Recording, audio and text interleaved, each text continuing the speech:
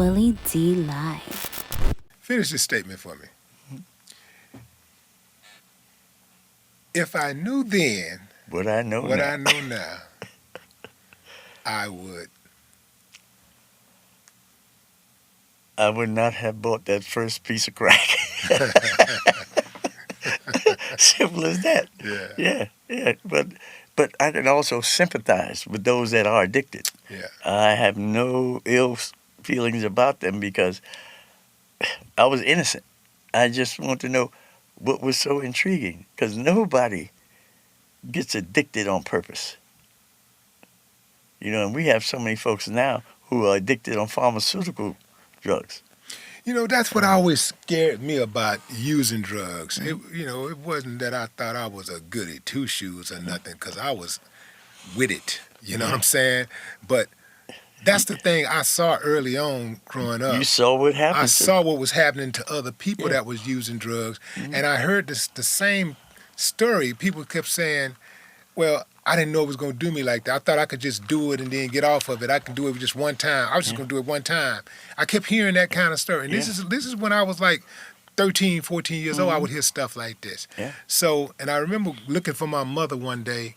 I went into this cafe in Fifth Ward looking Mhm. for a place where she used to hang out at, and I couldn't find her. So I went into the bathroom and I saw this dude crouched over the toilet, uh, shooting up Mhm.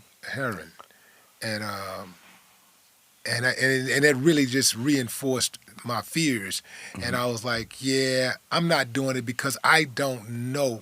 Like, I can't control. I don't like the idea of not being in Yeah. control of How old were my you then? brain. I was about 14 at that time. Okay. And see, for me, growing up in New York City, and back then, heroin addicts, you see it because, my dad and mom had the restaurants in Harlem in the Bronx. We were living in Queens, but then they would always bring me to Harlem to get my hair cut. And so I would see these junkies. And so you see the abscesses on their arms, shoulders.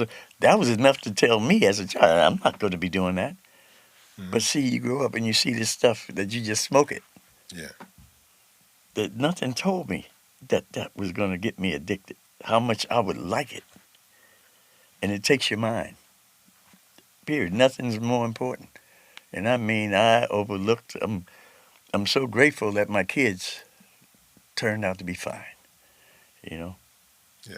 because they were born during the time I was going through my addiction, Hmm. and they survived, and they're doing great today. So it's it was a frightening time, and I'm not ashamed to talk about it. Because it gives me strength and to see how strong I was to fight it off. But yes, I lost a lot of material things, but I'm healthy. That's the key. Because there are people that see me today and what have you that remember me and the Georges. They remember me being strung out, and it's hard for them to believe, that let alone alive. But yeah, and I feel good about it, and I'm grateful for the experience because I survived it. I feel bad for those that didn't, but there's nothing you can do. You're still an individual, and It, your yeah. best friend, your greatest enemy, is in the mirror.